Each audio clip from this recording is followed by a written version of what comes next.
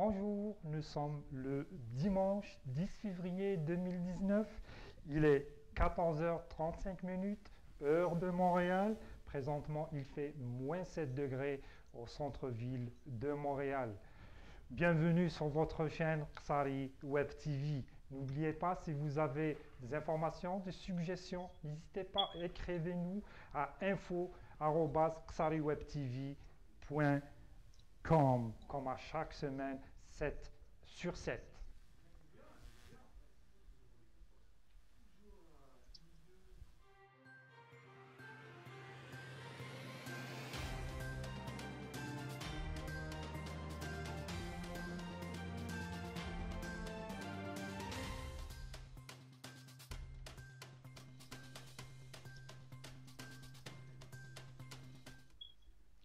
Un an après la tuerie de la mosquée de Québec, cette tuerie qui a laissé des traces. On revient sur cette journée du 29 janvier 2017 à 19h55, fusil à la main, un homme pénètre dans la salle de la mosquée de Québec et ouvre le feu sur les fidèles rassemblés pour la dernière prière de la journée Salat al-Isha. Des tirs pleuvent. 6 musulmans sont tués, 4 autres blessés. L'assaillant, âgé désormais de 28 ans, Alexandre Bissonnette, compose le numéro d'urgence à 20h11 pour confesser son geste meurtrier. Il attend les forces de l'ordre dans sa voiture à 20 km à l'est de la mosquée.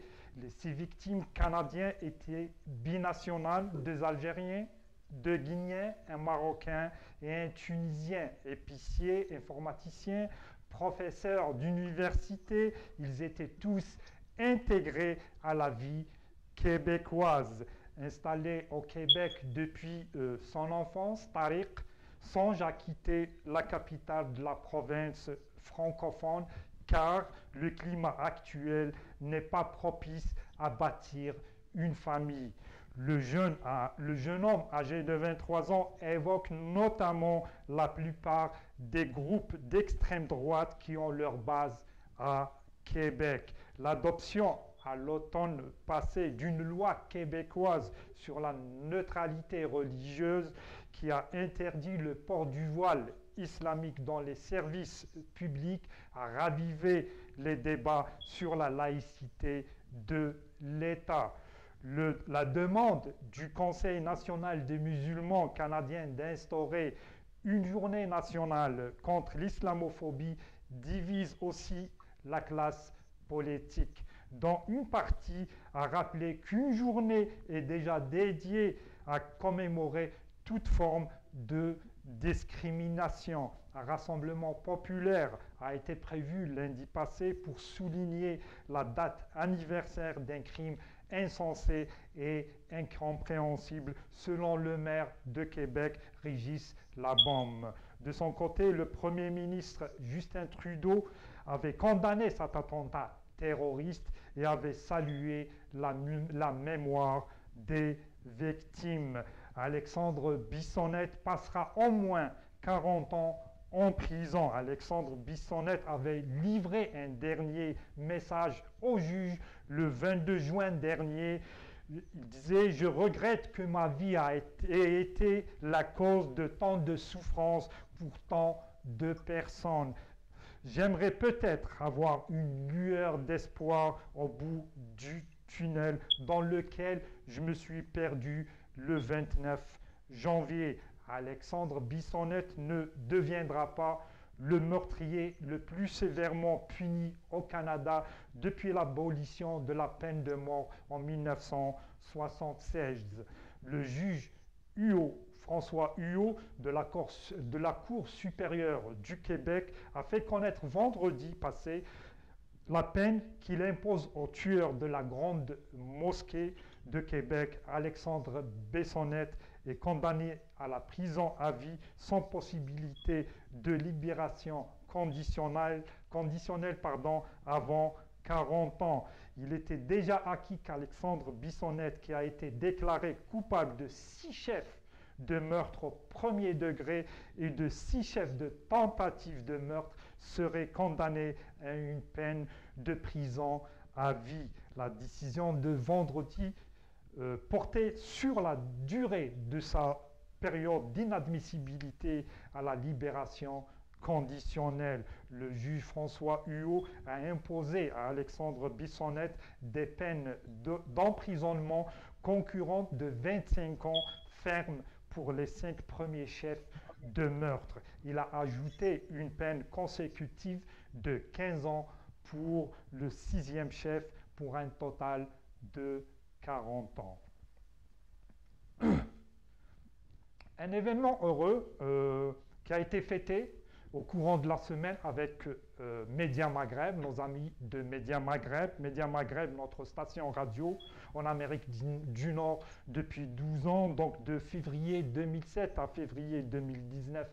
12 ans, Média Maghreb est heureuse d'avoir été un fort trait d'union entre la communauté maghrébine au Québec et les pays d'origine. Nous sommes fiers du travail accompli et nous vous encourageons à continuer votre engagement envers votre public.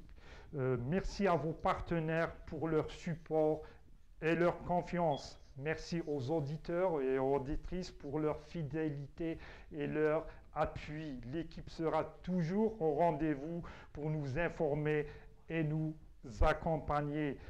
Média Maghreb, la radio qui nous écoute depuis 2007.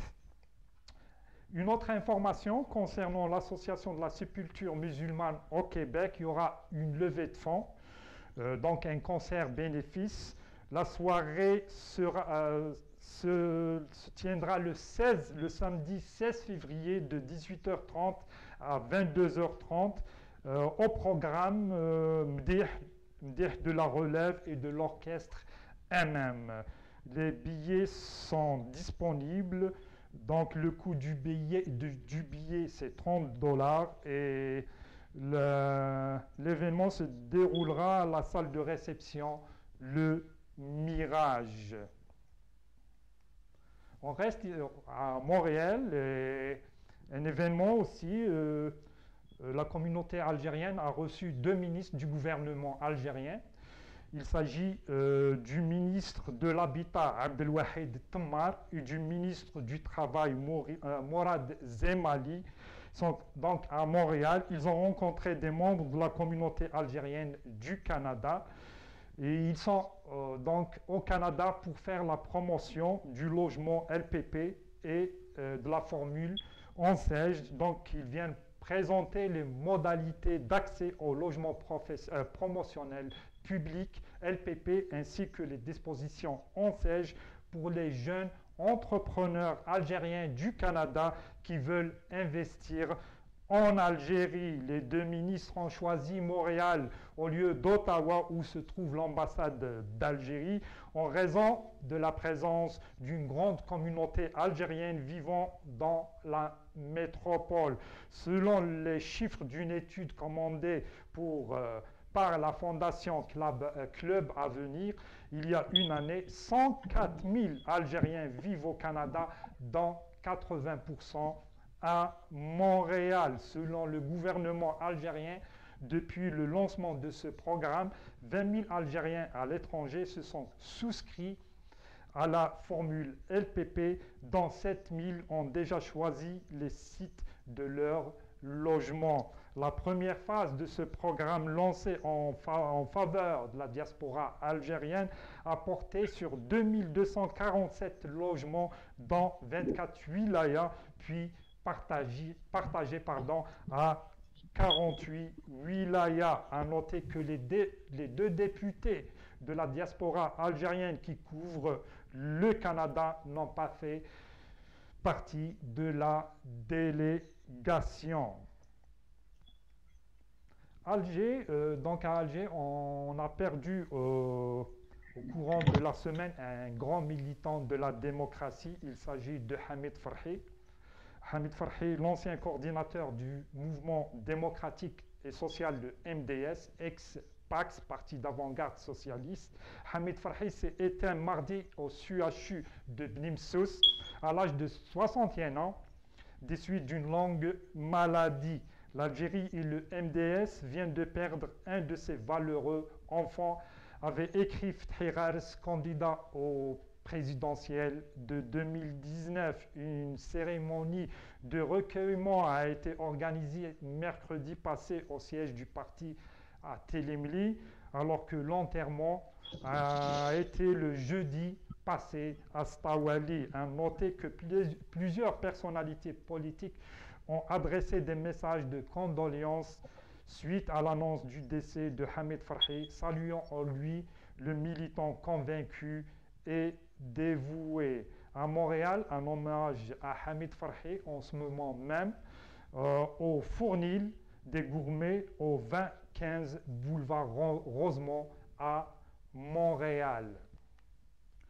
Un autre événement malheureux, c'est le décès aussi de Cheb Azdin, qui est décédé à l'âge de 44 ans. Le chanteur Ray Abd Ben Ouda, plus connu sous le nom artistique de Cheb Azdin, est décédé mercredi 6 février à l'âge de 44 ans dans un hôpital à Chlef, ont rapporté plusieurs médias. Cheb Azdin était hospitalisé à l'hôpital de Chlef après avoir subi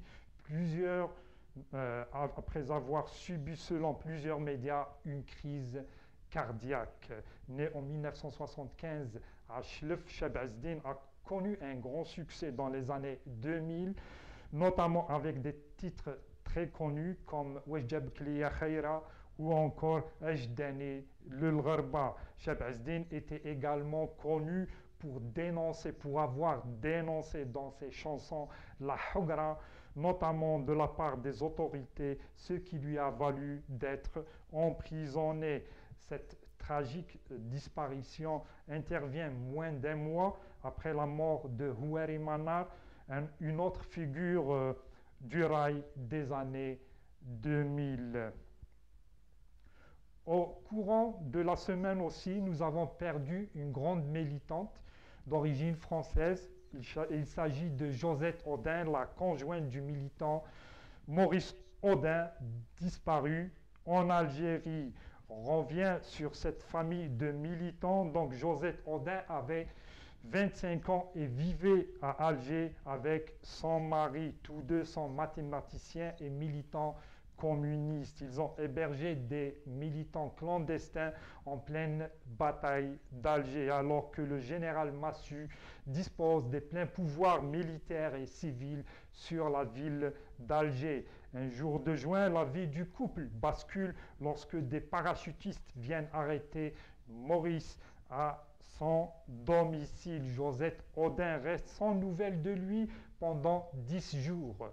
On lui annonce finalement que son mari s'est évadé en sautant de la Jeep qui le conduisait de nuit à un interrogatoire. Josette Audin comprend rapidement qu'il n'y a plus d'espoir à avoir. Son mari est mort, bien qu'elle ne croie pas à la version officielle. Elle dépose une première plainte pour homicide volontaire le 4 juillet 1957, qui marque le début d'un long combat achevé en septembre 2018. Âgée de 87 ans, elle avait consacré toute sa vie à faire connaître l'implication de l'État français dans la mort de son mari en 1957 sous la torture dans le cadre du système institué alors en Algérie. Un pas qu'avait finalement franchi le président français en septembre dernier. Nous avons aussi reçu une information malheureuse au courant de la semaine écoulée, c'est le décès de l'acteur Abdelkader Tadjer à l'âge de 80 ans. L'acteur Abdelkader Tadjer donc est décédé ce samedi 9 février à l'âge de 80 ans des suites de problèmes de santé à Alger, rapporte plusieurs médias. Abdelkader Tadjer est né en 1939, était réalisateur, auteur, metteur en scène, dramaturge, acteur de théâtre et de cinéma. Il a été témoin de la naissance du théâtre algérien à l'indépendance et a commencé à côtoyer dès son jeune âge de grandes figures à l'instar de Mustafa Bouhrir, époux de Nouria et Hadj Omar, entre autres. Il était également auteur de scénarios dont ceux de deux longs métrages, Amour interdit en 1987 et Rai en 1988, réalisé par Sid Ali Fettar. On revient sur le guide alimentaire canadien 2019 qui a été publié la semaine passée. Donc, on s'attend à une révolution dans nos assiettes selon le guide. Donc, le lait a bel et bien perdu son statut privilégié dans le nouveau guide alimentaire canadien qui abandonne son fameux arc-en-ciel et ses catégories d'aliments pour mieux valoriser des proportions de protéines, céréales, fruits et légumes. Ces proportions sont les nouvelles clés de ce guide. Santé Canada a rappelé que ces recommandations sont basées sur des preuves scientifiques et que les experts n'ont pas rencontré les acteurs de l'industrie agroalimentaire pour empêcher les conflits d'intérêts. Recommandations et conseils du guide. Tout comme en 2017, le nouveau guide alimentaire préconise de faire de l'eau sa boisson habituelle. À noter que le lait non sucré et peu gras est indiqué comme un choix de boisson santé. Les fruits et légumes en conserve ou congelés sont tous conseillés pour leurs minéraux, leurs vitamines et leurs fibres. Il n'y a plus de catégorie produits laitiers à part dans le guide. Santé Canada ne préconise donc plus d'en manger nécessairement. Le lait, les fromages, les yogourts sont considérés comme des options de protéines parmi d'autres. Santé Canada recommande 2 produits laitiers par jour avec consigne de boire chaque jour du lait écrémé ou du lait 1% ou 2% de matière grasse. Santé Canada nous invite à manger 3 portions, soit 225 g de viande ou poisson, ou 6 œufs, ou 500 g de légumineuses cuites. On suggère déjà de remplacer la viande par des légumineuses. Les conseils du guide: réduire le gras et le sel dans son assiette, cuisiner plus souvent, prendre le temps de manger, apprendre à reconnaître quand on est rassasié, savourer les aliments, manger en bonne compagnie, consulter les étiquettes des aliments et surtout rester vigilant face au marketing alimentaire.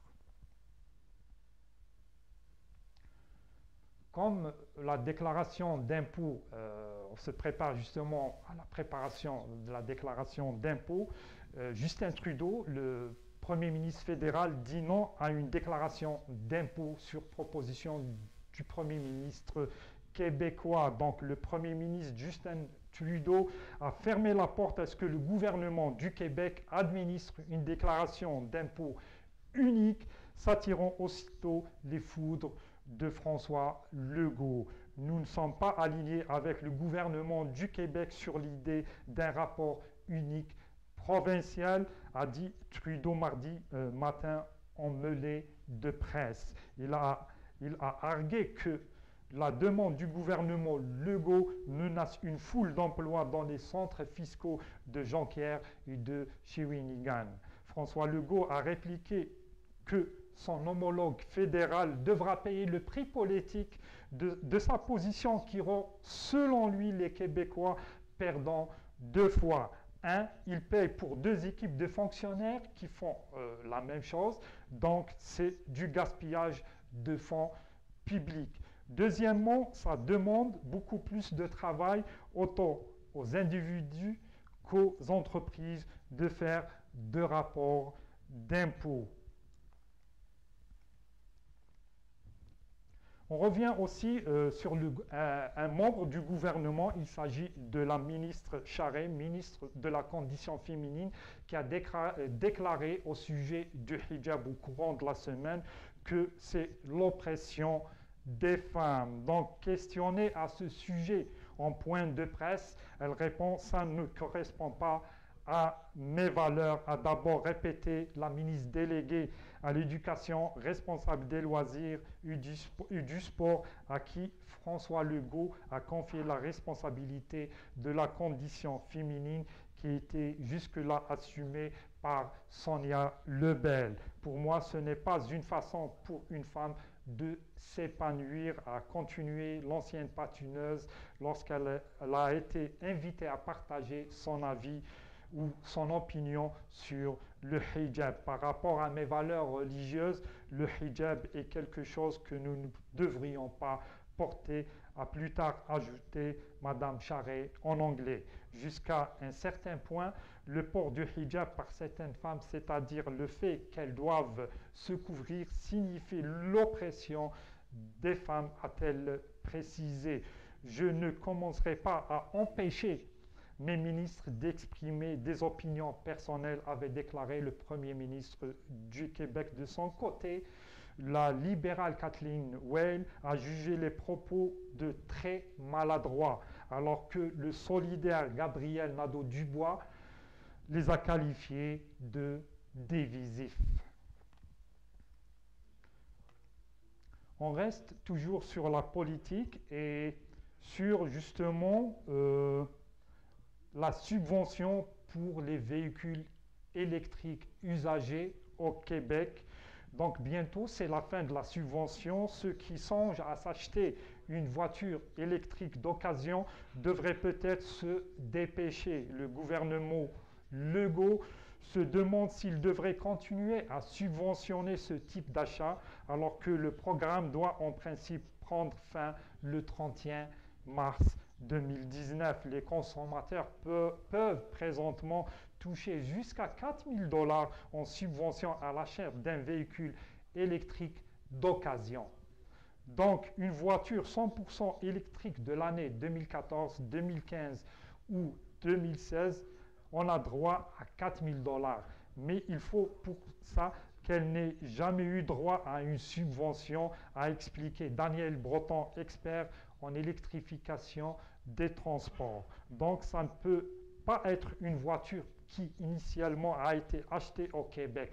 Ça doit être une voiture importée de l'Ontario, de la Californie ou de la Floride. Un concessionnaire de Saint-Jean-sur-Richelieu, Racine Auto, a flairé la bonne affaire et a créé une division de véhicules électriques usagers. La subvention permet à ceux qui ont de petits budgets de mettre la main sur le modèle autrement inabordable. Par exemple, une Spark de Chevrolet vendue en 2015 aux États-Unis pour l'équivalent de 32 000 $ canadiens est disponible à l'achat pour près de 13 000 $ canadiens, incluant les subventions. Elle affiche une autonomie en conditions optimales de 120 km. Une information qui nous est parvenue de Cuba, donc on parle d'un mal mystérieux qui afflige nos diplomates à Cuba. La moitié de nos représentants à Cuba sont en train de faire leurs valises. Ottawa les rappelle par mesure de sécurité. Un autre employé dans notre ambassade à La Havane, le 14e, a développé les mêmes étranges symptômes que des dizaines de diplomates canadiens et américains et leurs familles depuis 2 ans. Le mal insolite se manifeste par des pertes d'audition, des vertiges, des maux de tête ainsi que des problèmes d'équilibre et de sommeil. Seuls les diplomates canadiens et américains ont été touchés. Aucune autre personne diplomate d'autres pays ou citoyen cubain n'a signalé de tels problèmes de santé. Au début de l'année 2018, la maladie maintenant appelée syndrome de la Havane s'est propagée à des diplomates américains en Chine. Officiellement, on parle de lésions importantes subies, mais on refuse de donner des explications détaillées. Aucune victime n'a été présentée aux médias. Aucun spécialiste n'est venu confirmer quoi que ce soit. Personne pour nous dire quelle modification irrémédiable de la structure normale de tel organe les victimes ont subi. Où sont les photos, les scans et les rayons X? Toutes les enquêtes médicales ou de sécurité sur cette affaire, tant à Ottawa qu'à Washington, sont entourées du plus grand secret. On a fait allusion sous le couvert à des attaques soniques. On laisse entendre que les victimes ont peut-être été la cible d'émissions infra- ou ultrasoniques. Des experts en acoustique trouvent l'explication loufoque relevant de la science-fiction de bande dessinée.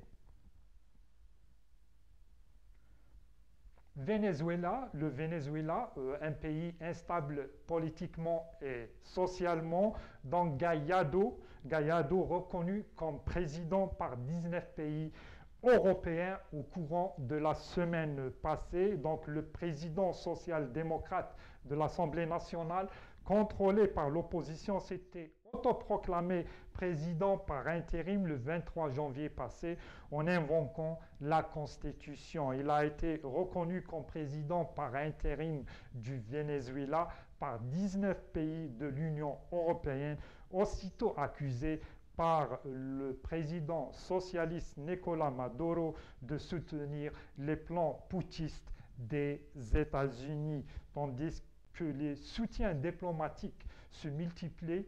Juan Gallardo, 35 ans, tente d'organiser l'arrivée d'une aide humanitaire au Venezuela, où la population subit d'importantes pénuries. Lundi passé, au lendemain de l'expiration d'un ultimatum européen sommant le président socialiste Maduro de convoquer une élection présidentielle anticipée. Ces soutiens ont été dénoncés comme une ingérence par la Russie, l'un des principaux alliés de Maduro. Le président turc Erdogan a pour sa part accusé l'Union européenne de chercher à renverser Maduro au mépris de la démocratie. Les 19 pays de l'Union européenne ont ainsi rejoint la position adoptée par les États-Unis, le Canada et une dizaine de pays d'Amérique latine, dont la Colombie et le Brésil. L'Union européenne reste cependant divisée. L'Italie a bloqué une déclaration commune de l'Union européenne selon des sources diplomatiques à Bruxelles. Le Venezuela a annoncé qu'il allait réévaluer intégralement ses relations diplomatiques avec les pays européens qui ont reconnu Gallardo, les accusant de soutenir les plans putschistes suivant un scénario des États-Unis. Washington, qui a reconnu Gallardo aussitôt après son autoproclamation comme président le 23 janvier passé, s'est félicité des reconnaissances européennes et a invité tous les pays à faire de même. Réunis lundi à Ottawa, 11 des 14 pays du groupe de Lima qui réunit les pays d'Amérique latine et des Caraïbes et le Canada ont appelé à un changement de gouvernement sans usage de la force au Venezuela et ont exhorté l'armée à se ranger derrière Gallardo.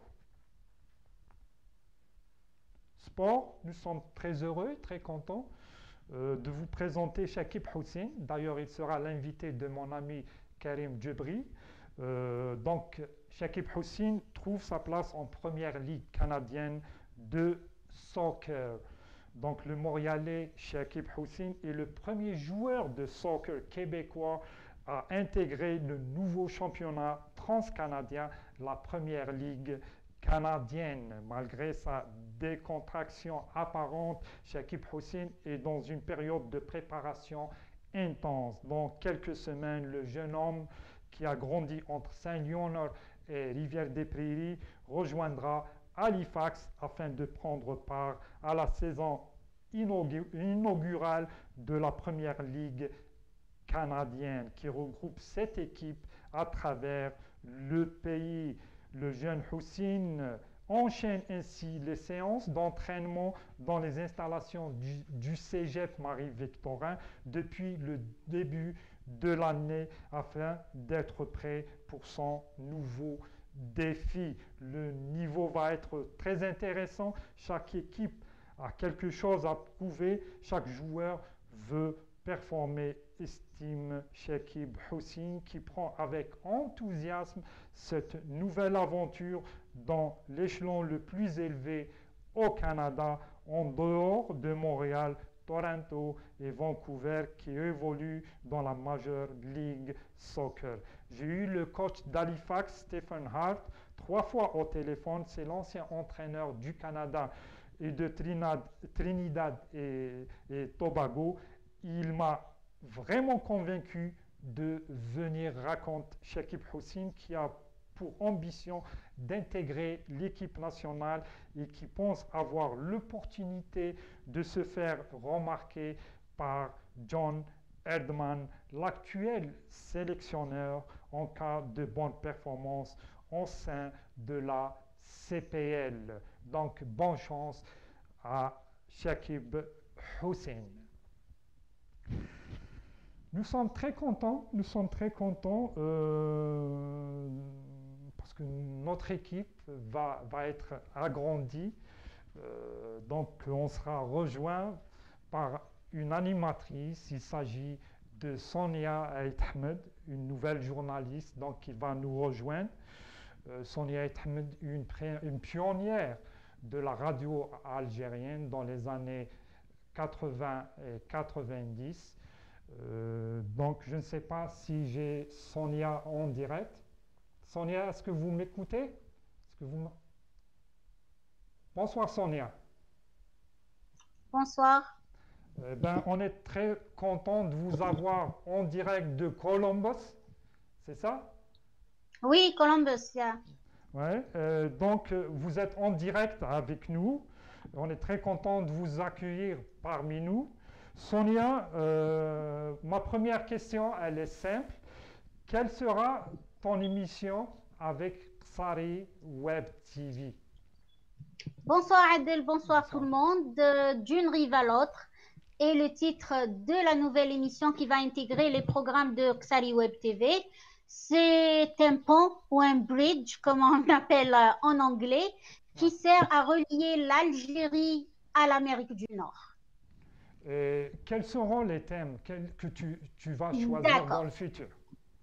D'accord. Donc, cette émission va nous permettre de garder le contact avec l'autre bout de l'océan et aussi d'apporter un soutien et un support à nos compatriotes nouvellement installés en Amérique. C'est une émission qui va traiter de l'économie, l'histoire, la géographie et la culture de la ville qu'on va visiter et qu'on fera découvrir à l'ensemble des téléspectateurs et aussi aux nouveaux arrivants qui viennent en Amérique. Et tout d'abord, ça va servir d'un voyage virtuel et puis ça sera un espace d'aide et d'information utile pour les nouveaux émigrés. Donc, Sonia, on compte sur vous pour embarquer justement les Algériens et les Algériennes établis aux États-Unis. D'accord, que ce soit aux États-Unis ou au Canada, toute l'Amérique du Nord, si on peut dire ça. Et à travers cette émission, chaque voyage, à chaque fois qu'on visitera une ville, on parlera de la gastronomie, on parlera des coins que les Algériens pourront utiliser, voilà, comme guide. S'ils veulent s'installer, ben, si je parle de Chicago, s'ils voient que Chicago n'est pas bien, ils préfèrent New York. Ah, Sonia a dit allez à New York, ne partez pas à Chicago. Voilà, on parlera du loyer, du travail, là où ils pourront démarrer justement leur vie. Et de temps en temps, on aura des invités qui ont réussi leur vie ici en Amérique et des Algériens vont nous raconter leurs aventures au pays de Tonton Sam. Merci beaucoup, Sonia. Donc, Sonia, on va vous retrouver prochainement avec une émission en direct de Columbus. Columbus, Ohio, voilà, qui tient son nom de Christophe Colomb. Merci beaucoup, Sonia. Donc, rendez-vous est pris le dimanche prochain, Inch'Allah. Inch'Allah, merci et à bientôt. Au revoir. Merci beaucoup et bon courage. Donc voilà, notre émission de nouvelles 7 sur 7 tire à sa fin. On va terminer notre émission avec une nouvelle chronique culinaire, donc Cuisica Canada. Pour une première fois, Madame Carrie va nous présenter la préparation des crêpes kabyles. Si vous voulez plus de recettes, juste visiter sa chaîne YouTube Cuisica Canada. C'était Adel Toudert pour Qsari Web TV. Merci de nous avoir suivis et à la semaine prochaine. Bonne semaine.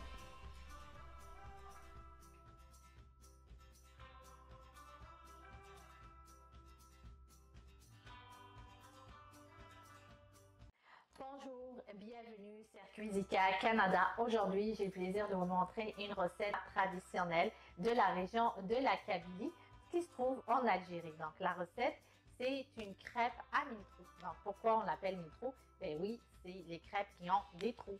En Kabyle, on l'appelle serrifine. Donc, c'est des crêpes faciles à préparer. On utilise un seul aliment qui est la semoule. Donc, mais moi, dans cette recette-là, j'ai un petit peu donc varié la recette pour pouvoir réussir la recette parce qu'apparemment, parfois, il y a certaines personnes qui n'arrivent pas à voir les trous. Parce que si vous n'avez pas assez de trous, vous ne pouvez pas dire que votre crêpe est réussie. Mais dans cette méthode, donc c'est sûr que c'est une méthode inratable. Donc, on passe aux ingrédients. Pour nos ingrédients, on a besoin de 2 mesures de semoule fine. Donc, c'est un incontournable dans toutes les recettes kabyles. Donc, la semoule, c'est un aliment de base. Donc, nos 2 mesures de semoule fine. Donc, la mesure, c'est quoi? C'est le contenant que j'utilisais. Donc, moi, j'ai utilisé dans cette recette ce format de contenant. Donc, vous pouvez utiliser un autre format de verre. Mais par contre, c'est ce qui va déterminer votre quantité de crêpes. Donc, je répète, 2 mesures de semoule fine, 1 mesure de farine, 1 pincée de sel, 1 cuillère à café de levure à pain, 1 cuillère à soupe de levure à gâteau, 1 mesure de lait, 2 mesures d'eau tiède. Donc, il ne faudrait pas qu'elle soit froide, il ne faudrait pas qu'elle soit trop chaude. Donc, ici, donc, vu que la quantité, on a 2 mesures d'eau et 1 mesure de lait, donc ça se pourrait qu'on va utiliser un peu plus d'eau, mais cela dépendra de votre semoule. Donc, parfois, la semoule, elle peut absorber plus d'eau, donc on va rajouter un petit peu d'eau. Ça peut être soit un demi-verre d'eau ou un verre d'eau. Donc, cela dépendra de votre semoule lorsqu'on va mélanger le tout. Et bien sûr, quand on parle recette kabyle, on parle de notre incontournable huile d'olive de Kabylie, donc l'huile d'olive qui va nous servir après pour la cuisson. On passe à la préparation. Donc, on va mélanger nos 2 mesures de semoule fine. On rajoute notre mesure de farine. Donc, une petite pincée de sel, 1 cuillère à café de levure à pain, 1 cuillère à soupe de levure à gâteau. On a fini avec les aliments secs. Donc, maintenant, on mélange avec le lait et on rajoute les 2 mesures d'eau.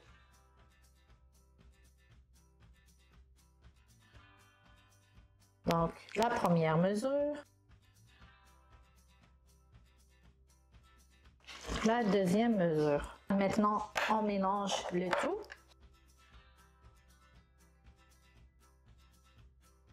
Je vous dirais mélanger avec le patin pendant 30 minutes, donc à vitesse forte. Donc, après ça, vous allez voir la consistance de la pâte, donc elle va être plus lisse. Donc si elle est épaisse, donc il faut continuer à remuer jusqu'à ce que la pâte soit lisse. C'est pas différent des autres crêpes qu'on prépare avec la farine. Donc maintenant, on laisse ça à rouler pendant 30 minutes.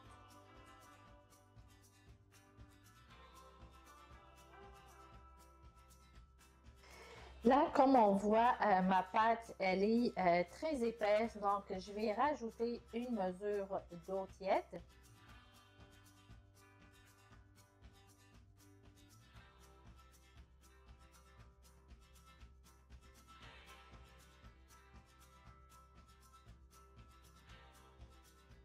Donc, après 30 minutes, notre pâte est bien, bien mélangée.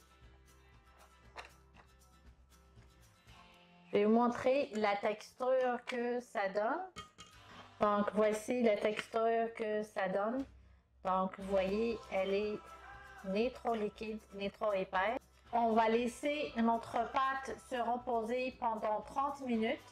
Moi, parfois, je peux la laisser jusqu'à 1 heure de temps. Petite astuce pour savoir que vos crêpes sont prêtes. Donc là, j'enlève le film. Vous allez voir, il y a des petites bulles qui se forment ici par-dessus. Maintenant que nos crêpes sont prêtes, il faudrait avoir à côté de vous une louche, une bonne poêle qui ne colle pas, donc il faudrait qu'elle soit anti-adhésive. Donc c'est très important parce que si votre poêle colle, donc les crêpes vont pas, vous n'allez pas avoir des crêpes réussies. À la base, ces crêpes-là sont cuites dans une tagine en terre cuite, donc comme ici.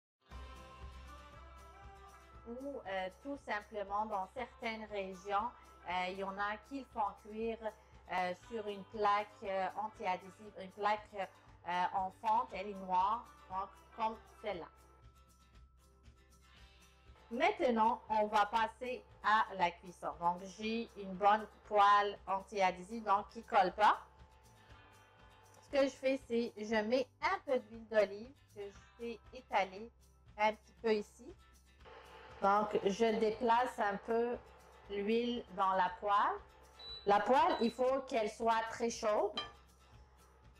On commence à mélanger les crêpes. Donc, on voit les bulles ici qui se forment. Il y a beaucoup de bulles, des bulles d'air. Donc, on commence avec notre première crêpe.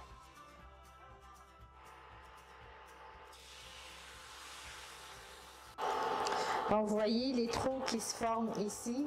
Donc, on a ce qu'on appelle les crêpes à 1000 trous. Tire les fils.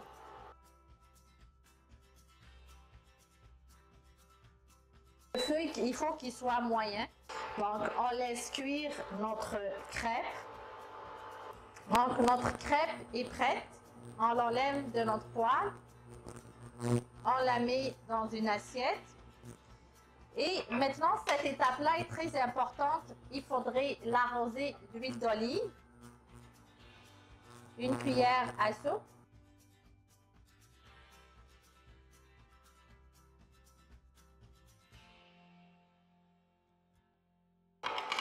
Et voilà. Et on recommence l'opération jusqu'à épuisement de votre pâte. On a fini avec nos crêpes. Donc, ce que vous voyez, elles sont bien réussies. Donc, ce qu'on appelle tirer les fils, les 1000 trous. Donc, vous voyez donc tous les trous qu'il y a partout. Donc, c'est ce qui fait que votre crêpe est bien réussie. Donc, si des crêpes, donc elles sont idéales dans les grands froids, comme ici au Québec surtout, donc ça va fitter très bien. Donc, les cabines mangent habituellement souvent donc en nouvel an berbère, yinayet, ou bien sûr, on peut le manger à tout moment de l'année. Donc, comment on le mange? Donc, on prend une crêpe. Ici, vu qu'on est au Québec, donc moi, j'utilise beaucoup le sirop d'érable. Dans la région de la Kabylie, il y en a qui se poudrent ça avec du sucre ou donc ils arrosent ça avec du miel ou tout simplement le manger comme ça avec un bon café ou un bon thé. Bon appétit! Merci de m'avoir suivi sur Cuisica Canada. Donc, n'oubliez pas de partager, de liker et de commenter. À bientôt!